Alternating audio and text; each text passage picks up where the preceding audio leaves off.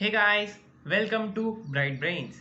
तो आज हम एक बहुत ही इंटरेस्टिंग टॉपिक पढ़ेंगे एक और बार, जो है the Hawking radiation. Hawking radiation ये टॉपिक ब्लैक होल्स पे डिपेंडेंट है, तो इसलिए आपको इसे समझने से पहले ब्लैक होल्स क्या होते हैं ये समझना पड़ेगा। कुछ basic concept about black holes आपको समझने पड़ेंगे। तो इसके लिए मैंने पहले ही एक वीडियो बनाया है ब्लैक होल्स के ऊपर, स्पेशली ब्लैक होल्स के ऊपर। तो मैंने लिंक डिस्क्रिप्शन बॉक्स में दे दी है, आप वहाँ से वो वीडियो देख सकते हैं। तो ब्लैक होल्स का एक मेन कंपोनेंट होता है जो होता है इवेंट होरिजोन। अगर आपको इसके बारे में पता होगा, अगर आपने मेरे लास्ट वीडियो देखे होगे तो आपको पता होगा, और जिनको नहीं पता उनके लिए मैं वापस एक बार एक शॉर्ट में बता देता हूँ क्या है इवेंट होरिजोन। तो इवेंट होरिजोन एक बाउंड्री होती है ग्रेविटेशन की, जो ब्लैक होल्स के अंदर प्रेजेंट होती है। मतलब अगर आपको लगेगा कि कोई भी ऑब्जेक्ट अगर ब्लैक होल के आसपास गया तो ब्लैक होल उसे लगे अंदर खींच लेगा, जल्दी से उसे अंदर खींच लेगा, पर ऐसा नहीं होता। जब तक वो ऑब्जेक्ट जो होता है वो जब तक इवेंट हॉरिजॉन की बाउंड्री को क्रॉस नहीं करे तब तक ब्लैक होल उसे अंदर नहीं खींचता। क्योंकि इवेंट हॉरिजॉन एक ऐसी बाउंड्री होती है जिसके बाहर ब्लैक होल्स का ग्रेविटेशनल पुल नहीं होता। अगर आपने उस बाउंड्री को क्रॉस कर लिया तो वहाँ से ब्लैक होल्स का ग्रेविटेशनल पुल बहुत टाइट हो जाता है, जिससे वहाँ से लाइट भी एस्केप नहीं कर सकती। पर अगर कोई ऑब्जेक्ट उसके बाहर होगा तो वो इजीली ब्लैक होल से एस्केप कर सकता है, ब्लैक होल से बाहर निकल सकता है। तो इसी को इवेंट हॉरिजॉन कहते हैं। और अगर कोई भी मैसिव ऑब्जेक्ट इसमें एंटर करता है तो वो इवेंट हॉरिजॉन इंक्रीज होता है, उसकी साइज इंक्रीज होती है, उसका एरिया इंक्रीज होता है। और यही कहा था सर स्टीफन हॉकिंग्स ने।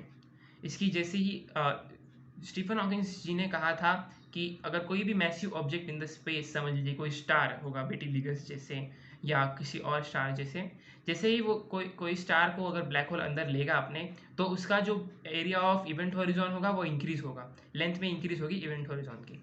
और एक कुछ हद तक फिर रिलेट करता है the second law of thermodynamics से, क्योंकि सेकेंड लॉ ऑफ थर्मोडाइनमिक्स भी ये कहता है कि the entropy of an isolated system always increases और remains constant but never decreases. कभी डिक्रीज नहीं हो सकती एंट्रोपी। तो अभी आप पूछेंगे कि ये एंट्रोपी क्या चीज़ होती है। तो एंट्रोपी अगर मैं आपको बहुत सिंपल भाषा में बताऊँ, एक वर्ड में बताना चाहूँ, तो एंट्रोपी मतलब डिसऑर्डर। कोई भी ऑब्जेक्ट अपने ऑर्डर्ड स्टेट से जब डिसऑर्डर्ड स्टेज में जाता है उसे हम एंट्रोपी का चेंज बोलते हैं, एंट्रोपी का बढ़ना बोलते हैं। तो अगर इसको आपको एक एग्जांपल से समझना है तो समझ लीजिए आपके पास एक एग है, अंडा है आपके पास एक।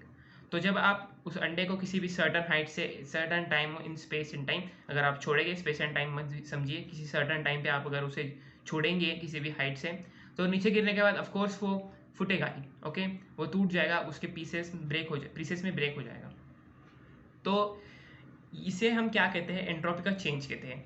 एंट्रोपी यहाँ पे इंक्रीज हुई है according to the second law of thermodynamics, क्योंकि ऑर्डर्ड स्टेट से जो अंडा था वो ऑर्डर्ड स्टेट में जो अंडा था वो डिसऑर्डर स्टेज में चला गया। मतलब वो पहले जो अंडा था वो सॉलिड था, जो एक ऑर्डर में था, पर जैसे ही वो उसके उसके प्रॉपर्टीज टूटे, वो ब्रेक डाउन हुआ, वो डिसऑर्डर स्टेज में चला गया और उसकी एंट्रोपी इंक्रीज हुई, क्योंकि वो डिसऑर्डर में, जैसे कि मैंने आपको पहले ही बोला कि एंट्रोपी मतलब डिसऑर्डर। तो ये कुछ हद तक ब्लैक होल्स के इवेंट हॉरिजॉन के इंक्रीज को रिलेट कर रहा था। मतलब इसे हम ऐसा कह सकते हैं कि black holes second law of thermodynamics को वॉयलेट नहीं करते थे।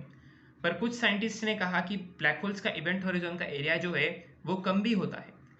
तो इसका मतलब ये तो नहीं हो सकता कि वो सेकेंड लॉ ऑफ थर्मोडायनामिक्स को वॉयलेट कर रहे हैं। क्या ये हो सकता है कि वो सेकेंड लॉ ऑफ थर्मोडायनामिक्स को वॉयलेट कर रहे हैं? पर तो ऐसा नहीं था, क्योंकि आगे जाके इस पे भी बहुत कैलकुलेशंस हुए कि वो सेकेंड लॉ ऑफ थर्मोडायनामिक्स को वॉयलेट कर रहे हैं कि नहीं। तो इस पे क्या हुआ, साइंटिस्ट ने कहा कि ये अगर हम एंट्रोपी को किसी हद तक मेजर कर सकेंगे ब्लैक होल्स के, तो हम इजीली बता सकेंगे कि ये सेकेंड लॉ ऑफ थर्मोडायनामिक्स को पालन कर रहा है या वॉयलेट कर रहा है ब्लैक होल्स का इवेंट हॉरिजॉन। ओके, तो इसके ऊपर बहुत रिसर्च चली और उस समय प्रिंसटन यूनिवर्सिटी के एक स्टूडेंट ने ऐसा सुझाव दिया कि जैसे ही एक मैसिव ऑब्जेक्ट ब्लैक होल के अंदर जाता है तो उसके इवेंट हॉरिजॉन के एरिया में इंक्रीज होती है। मतलब जैसे ही उसका एंट्रोपी इंक्रीज हो रहा है ब्लैक होल के अंदर, वैसे ही उसका इवेंट हॉरिजॉन का एरिया इंक्रीज हो रहा है। मतलब अगर हम इवेंट हॉरिजॉन का इंक्रीज एरिया कैलकुलेट करेंगे, इसका मतलब हमको ब्लैक होल के अंदर की एंट्रोपी का इंक्रीज का वैल्यू मिल जाएगा, और फिर उसके बाद हम उसको बाहर के मास के साथ ऐड अप करके ब्लैक होल्स का जो बाहर मास है उसके साथ ऐड अप करके हम बता सकते हैं कि एंट्रोपी में कितना इंक्रीज हुआ है ब्लैक होल्स के। तो ये तो प्रॉब्लम सॉल्व हो गया उस स्थिति में, क्योंकि ये बहुत ही अच्छा आइडिया था प्रिंसटन यूनिवर्सिटी के उस स्टूडेंट का। तो अभी स्टीफन हॉकिंग्स को एक सवाल आया जो बहुत मेन था और जो बहुत बड़ी प्रॉब्लम है इसके पीछे की। उनको लगा अगर ब्लैक होल्स में एंट्रोपी है तो ब्लैक होल्स का एक सर्टेन टेम्परेचर भी होगा, क्योंकि जिस भी ऑब्जेक्ट के पास एंट्रोपी का स्टेट होता है उसके बाद अपना एक सर्टेन टेम्परेचर होता है। ओके, जैसे कि आपको पता होगा अगर टेम्परेचर होगा तो वो ऑब्जेक्ट किसी ना किसी हद तक रेडिएशन रिलीज कर रहा होगा। मैं भी रेडिएशन रिलीज कर रहा हूँ क्योंकि मेरा भी एक इंटरनल टेम्परेचर है, पर वो आप देख नहीं सकते क्योंकि वो बहुत स्लो या कम रेट में होगा इसलिए। और अगर आपको इसे एक एग्जांपल से समझना है तो समझ लीजिए आपने एक आयरन रॉड देखा होगा। जैसे ही आप उस आयरन रॉड को गर्म करते हैं तो वो एक रेडिश फ्लेम में बदल जाता है और कुछ रेडिश फ्लेम छोड़ता है बाहर। वो रेड कलर में बदल जाता है, कुछ रेडिश फ्लेम बाहर छोड़ता है। तो वो उसका रेडिएशन रिलीज कर रहा है टेम्परेचर की वजह से, इंक्रीजिंग टेम्परेचर की वजह से रेडिएशन रिलीज कर रहा है। और उस समय आप आराम से यहाँ पे बता सकते हैं कि टेम्परेचर की वजह से रेडिएशन रिलीज हो रहा है। तो अगर second law of thermodynamics black holes अगर सेकेंड लॉ ऑफ थर्मोडायनामिक्स का पालन कर रहे हैं तो उनको रेडिएशन छोड़ना बहुत अनिवार्य होगा, क्योंकि सेकेंड लॉ ऑफ थर्मोडायनामिक्स यही कहता है कि रेडिएशन भी छोड़ना पड़ेगा। क्योंकि एंट्रोपी है ब्लैक होल्स के पास, एंट्रोपी है मतलब टेम्परेचर भी होगा, और टेम्परेचर है मतलब रेडिएशन रिलीज करना पड़ेगा। तो साइंटिस्ट ने इस पर भी रिसर्च की। स्टीफन हॉकिंग्स ने अपने समय के उन साइंटिस्ट से भी बात की कि क्या ब्लैक होल्स रेडिएशन रिलीज करते हैं कि नहीं, और उन्हें एक बहुत पॉजिटिव आंसर मिला कि ब्लैक होल्स रेडिएशन रिलीज करते हैं। तो हमें अब ये तो पता चल गया कि ब्लैक होल्स रेडिएशन रिलीज कर रहे हैं, पर फिर स्टीफन हॉकिंग्स को लगा कि ब्लैक होल्स रेडिएशन रिलीज कर रहे हैं पर कैसे, क्योंकि ब्लैक होल्स की ग्रेविटेशनल पुल इतनी पावरफुल होती है कि वहां से लाइट भी एस्केप नहीं कर सकती, तो रेडिएशन कैसे रिलीज करेगा। तो इसका आंसर दिया बहुत ही फेमस थेरी जो हम क्वांटम थेरी बता सकते हैं, क्योंकि क्वांटम मैकेनिक्स में बहुत सारे थेरीज है और क्वांटम मैकेनिक्स में हम एंटी पार्टिकल भी जानते हैं। तो जो ब्लैक होल्स के आजू बाजू जमा पार्टिकल्स है उसमें इसका आंसर छुपा था। तो चलिए अब ये कैसे हुआ ये भी समझते हैं। तो ये कैसे हुआ, आपको एम्प्टी स्पेस मतलब पता होगा। एम्प्टी स्पेस मतलब स्पेस कभी एम्प्टी फुल्ली एम्प्टी नहीं हो सकता अगर हम क्वांटम मैकेनिक्स के जरिए से देखें, क्योंकि क्वांटम मैकेनिक्स के जरिए से देखेंगे तो आप कभी भी किसी पार्टिकल का पोजीशन इन द स्पेस पता नहीं कर सकते अगर आपको उसका मोमेंटम पता हो, और वाइस वर्सा। और यही है द हाइजेनबर्ग अनसर्टेनिटी प्रिंसिपल। इसके बारे में मैंने वीडियो बनाया है, अगर आपको इसके बारे में और जानना है तो आप वो वीडियो देख सकते हैं, लिंक डिस्क्रिप्शन में दी गई है। तो चलिए आगे बढ़ते हैं। तो जैसे हमें पता है कि हम पोजीशन और मोमेंटम एक साथ मेजर नहीं कर सकते, तो हम ये भी नहीं बता सकते कि यहाँ पे वो पार्टिकल है या नहीं। तो हम अकॉर्डिंग टू क्वांटम मैकेनिक्स ये बता नहीं सकते कि उस समय पे वो स्पेस पूरी तरह से एम्प्टी है। और स्पेस पूरी तरह से एम्प्टी होने का मतलब ये है कि वहाँ पे जो भी रेडिएशन से gravitational waves, electromagnetic waves, magnetic waves, बाकी सब वेव्स, वहाँ पे उनकी वैल्यू जो होगी वो जीरो होगी। पर जीरो वैल्यू नहीं हो सकती एक्चुअली, क्योंकि मैंने आपको पहले बताया कि हम पार्टिकल का मोमेंटम और पोजीशन एक साथ पता नहीं कर सकते। तो अकॉर्डिंग टू दिस, अगर आपको पता होगा कि every particle has anti particle of itself, मतलब जैसे कि इलेक्ट्रॉन का एक एंटी पार्टिकल है पॉजिट्रॉन, हम उसे कहते हैं इलेक्ट्रॉन का एंटी पार्टिकल पॉजिट्रॉन, और पॉजिट्रॉन का एक पॉजिटिव चार्ज होता है और इलेक्ट्रॉन का नेगेटिव चार्ज होता है, बाकी सब प्रॉपर्टी सेम होती है।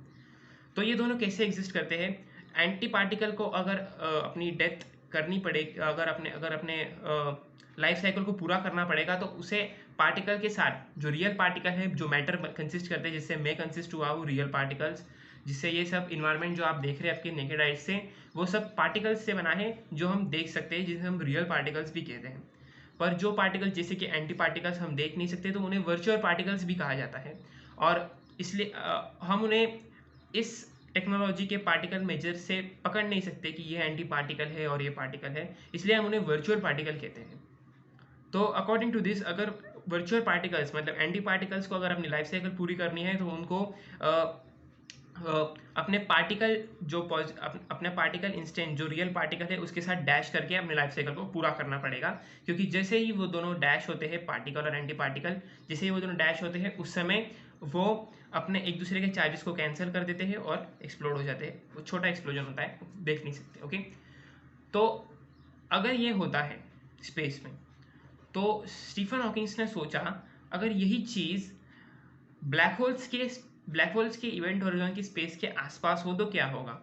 अगर ये ब्लैक होल, ये पार्टिकल और एंटी पार्टिकल का मिक्सचर अगर ब्लैक होल्स के इवेंट होरिजॉन के आजू बाजू में हुआ तो क्या होगा।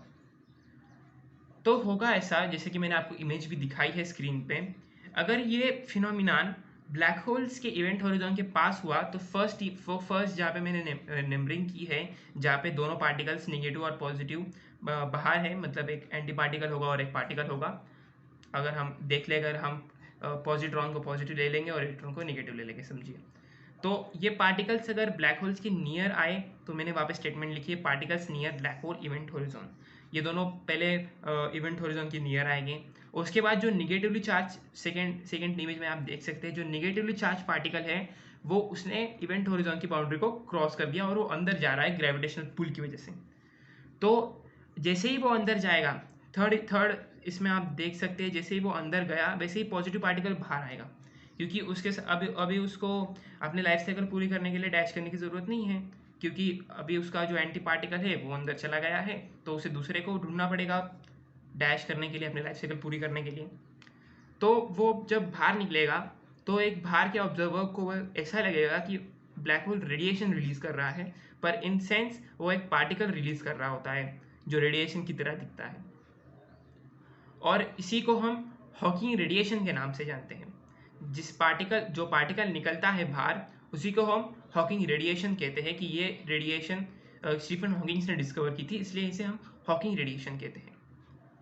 तो ये था पूरा कंसेप्ट हॉकिंग रेडिएशन के पीछे का। मैं आशा करता हूँ कि आपको ये सब समझ गया होगा, क्योंकि मैंने बहुत सिंपल लैंग्वेज में आपको बताने की कोशिश की है और मैंने डायग्राम्स भी निकाले हैं। तो हम नेक्स्ट वीडियो में आप देखेंगे कि इसके ऊपर एक और थ्योरी निकली इसके बाद, जो थी ब्लैक होल इंफॉर्मेशन पैराडॉक्स, जो इससे ही रिलेटेड है, तो इसलिए मैं सीरीज में चलूँगा। इसके बाद हम ब्लैक होल इंफॉर्मेशन पैराडॉक्स के बारे में समझेंगे, और उसके बाद फिर हम समझेंगे कि why does space and time warp, जो स्पेस एंड टाइम रैप होता है ब्लैक होल्स के आजू बाजू में, वो क्यों होता है। तो ये हम नेक्स्ट वीडियोस में समझेंगे। आशा करता हूँ कि आपको ये वीडियो समझ में आया होगा। Please like, share and subscribe the channel and keep watching bright brains. Thank you.